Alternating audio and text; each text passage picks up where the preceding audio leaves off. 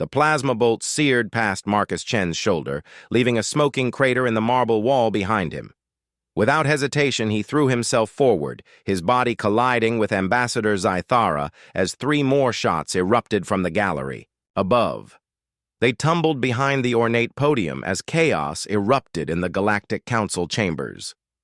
"Stay down," Marcus growled, his hand instinctively moving to the pulse rifle at his hip.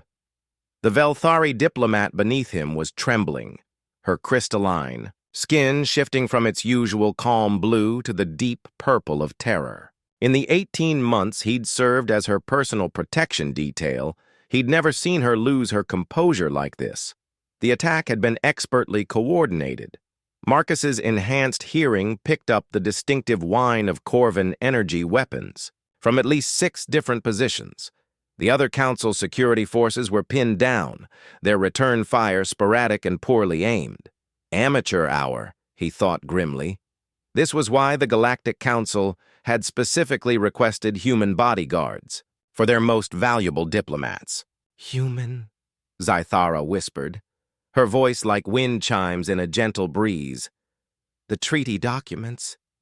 They're still on the podium." Marcus glanced at the ceremonial table where the historic peace accords between the Velthari and their ancient enemies, the Corvin hegemony, lay scattered. 20 years of negotiations, reduced to burning paper and scattered ash. "Protocol says you're the priority," Marcus replied, checking his weapon's charge. "Documents can be reprinted." "You don't understand." Her 6-fingered hand gripped his arm with surprising strength. "Those aren't copies. The original telepathic impressions of both species leaders are embedded in the crystalline matrix of the paper itself. Without them, the accords are void. My people will go back to war. A war that had already cost billions of lives across 3 star systems." Marcus had read the classified reports. The Velthari might be a peaceful species now, but their ancestors had developed weapons that could crack planets in half. Another volley of plasma fire erupted overhead. Marcus's tactical display showed the attackers' positions, Corvin extremists who'd rather see their species burn than accept peace. Professional soldiers by the look of their formation. "There's a service exit behind the speaker's platform," Marcus said, plotting their route. "We move in 30 seconds. "No." Zythara's voice carried an authority he'd rarely heard from her. "I'm not leaving without those documents." "Ambassador, I can't protect you in the open. My orders." "Your orders are to serve the greater good." Her skin began to shift to the golden hue that indicated deep resolve. "And the greater good demands those accords survive." Marcus stared at her for a moment.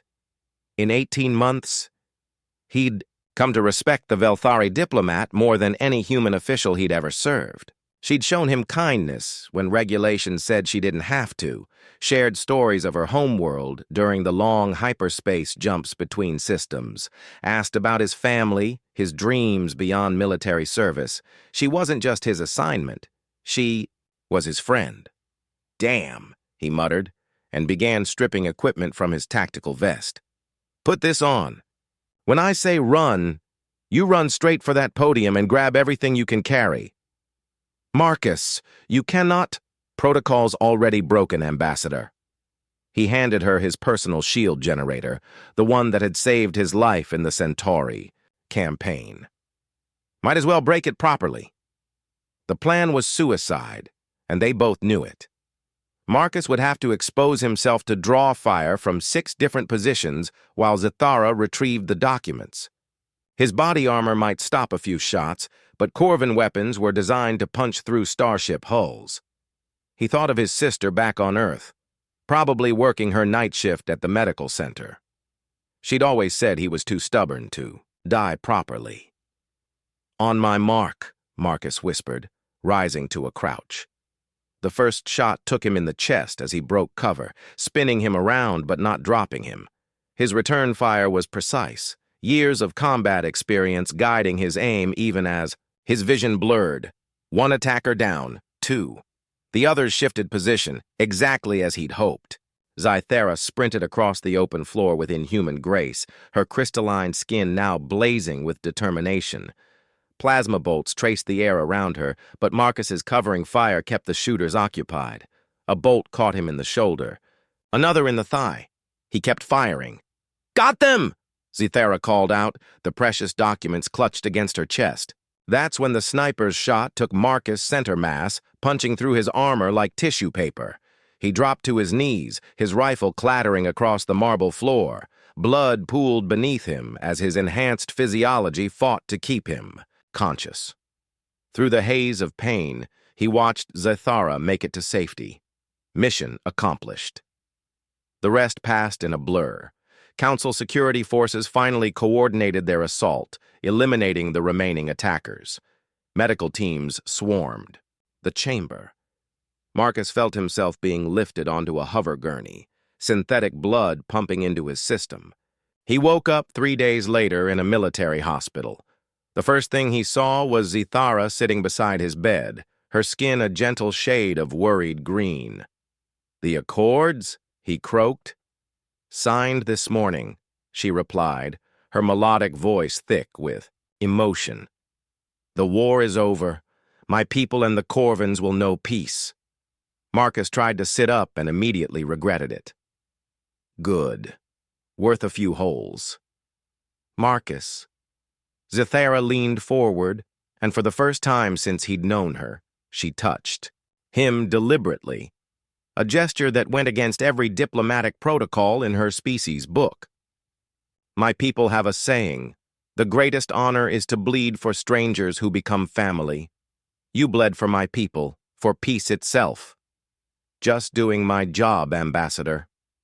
Her crystalline features shifted into what he'd learned was the Velthari equivalent of a smile. "No, my friend, you did far more than that. You chose compassion over protocol. That is why humans make the best protectors in the galaxy."